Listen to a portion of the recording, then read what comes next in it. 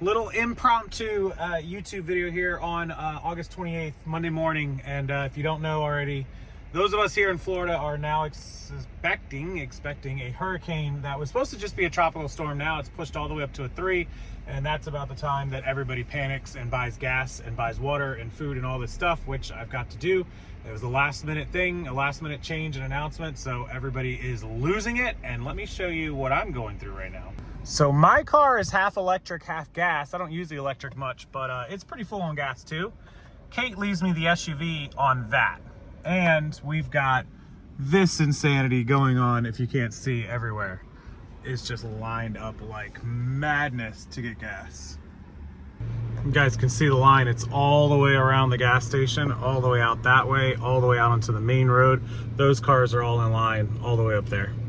So anybody who's never lived in Florida or been through hurricanes, you stock up on about 4 or 5 essential things, which I got at the store.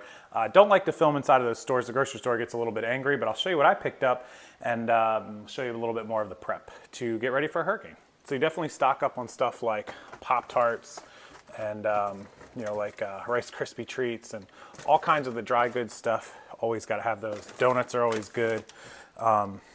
Crackers, poppables, chips, anything you can get like that. Make sure you have a good stack of canned goods. We don't do a lot of canned goods, but we got 3 or 4 days worth in there. And then also you make sure you buy, we had a lot of toilet paper, but I just bought another pack there just to be sure of it. And then inside, look, you're getting a look inside Rockstar's refrigerator. Gotta have this stuff, right? Kate's got White Claws, some High Noons. My Boy Blue, this is like a blueberry wheat beer that I got. This is a hazy wheat beer, so we've got beer to last a few days or a week. Got food, juices and teas, stuff that are okay to sit out. If I have to, this tea and that raspberry tea can sit out if necessary. They don't have to stay in the fridge, and so we keep up on that stuff. We made sure we had all the dog's medicine, Tylenol here. We always make sure we have our medicine cabinet pretty well stocked up, so anything that we need is right there for the dog or for us because he takes a few medicines. So the next little set of prep work that we'll do, not today, but tomorrow after I pull the car and the golf cart in, is I will put away our furniture. We have some outdoor furniture on the front porch. We also have a sign, so we'll put all of that in. You make sure you secure everything that's outside. Speaking of the cars, so normally we just have our SUV outside, and my car lives inside. Obviously it's electric, it can be plugged in, and plus I just don't want it messed up. And my golf cart lives inside. So what I have to do tomorrow is take this to the dumpster. I have somebody actually that will take pallets. There's a guy that buys them. And then I'm gonna take the golf cart from there and move it over here. I'm gonna put those boxes up on the shelves. That's trash, and those shelves are going to somebody that wants the shelves, and I'll move that box there. So this whole little thing will be cleared out, and I'll put the golf cart right there. And then that will allow the SUV to, once that pallet's gone and that golf cart's there, to pull right in. So that shouldn't take me more than 30 minutes. Just get the guy to grab that, clear all that up, pull my car out, move the golf cart over, pull my car in, pull the SUV in, and then everything will be inside. And that way, if anything goes flying through the air or there's any kind of hail or any of that stuff, it's all protected in the garage. Everything's covered, everything is good to go. And then we return to normal after that. So that's how the garage situation works. And that's why it was so important for me to clear all that out over this last few months. And then, I've let it get to a little bit of a mess, but I can clean all this up in about 30 minutes. Sometimes you got to play Jenga with the garage when the storm's coming, because you got to fit the SUV in there. Well, we got to roll boxes. Then you got to get my car in there.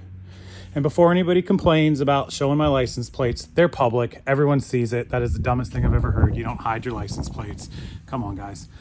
And then the golf cart in the corner barely fits in there. Look how close I got to my car.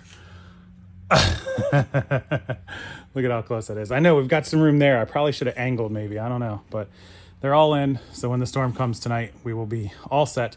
Just enough room to get in and out of the driver's side door there. Plenty of room to open my door there.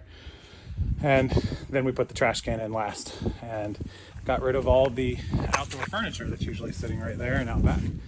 And everything will be safe tonight and all set, ready to go. And then one of the last things I'm going to do, I learned from Ian last year when we got this fence put in 2 years ago. We didn't have a storm the first year, but last year we did. these little caps, some of them are on pretty good, but they fly off really easy, and they're expensive. They're like $10, $12 or something. And I've got probably 50 of them down the whole length of the fence and down the other side. So I think I'm gonna either pop some glue on the edges here and then glue them on there so they don't ever come off, or better yet, I'm going to just take them off and put them inside, and then we will put them back on afterwards, because last year a bunch of these flew off and we found them like halfway down the street. But yeah, so that's what we're gonna do with the fence. And big shout out to Unleashed Fencing, who did our fence for us. Nice job by them. They did this about 2 years ago. All right, so that is the 3 most important things that you do during a storm. If you're not from Florida, if you never lived here, you never been through one. I've been here almost 20 years, so I've been through a whole bunch of them. But you buy food, drinks, water, snacks, beer, whatever, toilet paper that you need. You get gas in your cars. My car is almost full. I'll plug it in and charge it too, so it has a full battery. The SUV is completely full. I filled it up this afternoon. The golf cart, I'll make sure that this is completely charged, so that if we have to get out on the golf cart, off-road it, whatever, we can do that as well. And then the third thing is secure all of your stuff. Make sure all of your trash is out, you know, dumpsters, stuff like that is not loose laying around your trash cans. Make sure all of your stuff is inside. If you can get it inside in the garage, that's a great idea. And just batten down everything and then hang on tight. Currently, storm path, I'll put a projected storm path picture up here in the corner. Looks like just above us, probably be a little circle of where I am, where the storm is gonna be. Just a tiny bit above us, but unfortunately that east side of the storm can sometimes be the worst. And like we know from last year, Ian took a last minute turn down to the southeast. And if that happens, we will be in the direct line of this thing, whether it's a category 2 or category 3. The water's really hot in the Gulf. It's like 90 degrees, so it's got a chance to intensify. It is gonna probably intensify, and we'll just have to wait and see what happens. So we'll be fine. I've been here almost 20 years, guys.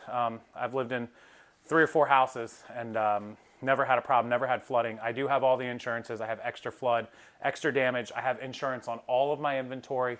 That's added as part of my policy because I run a home business. I let them know.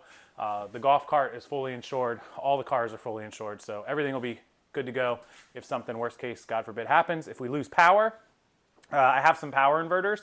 I have some backup batteries and all kinds of stuff. I do not have an actual generator. I don't want to run one outside with gas, and you can't put it inside because you'll die.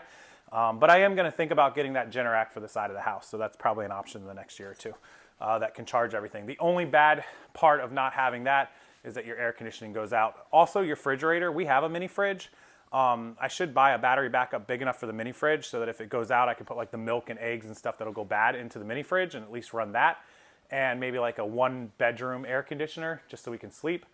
Probably something I should have prepped for. If we make it through this storm without any big issues or power issues, then that's probably gonna be my next couple of purchases. I'll spend $1,000 on that sort of stuff to get ready. So that's where we're at. Hurricane, I don't even know, what is it, Idalia? I don't even know her name. Anyways, looking to hit us in the next day and a half to 2 days. So we'll be here, we'll be ready. I'll keep updating you guys on social media. If you don't follow me, follow my Instagram and TikTok at Rockstarflipper and at Casey Rockstarflipper. You can find me on TikTok and Instagram at those names. And I'll link them below as always. And yeah, we'll be just fine, guys. Look out for all the other people that aren't so lucky to be able to be prepared and might be in a direct line of hit with this storm. Not really us, hopefully. Fingers crossed. All right, guys, until tomorrow, till the next video, I'll get one more out at least before the storm. Thank you for watching. Hit that like button. Subscribe to the channel. I'll see you guys next time.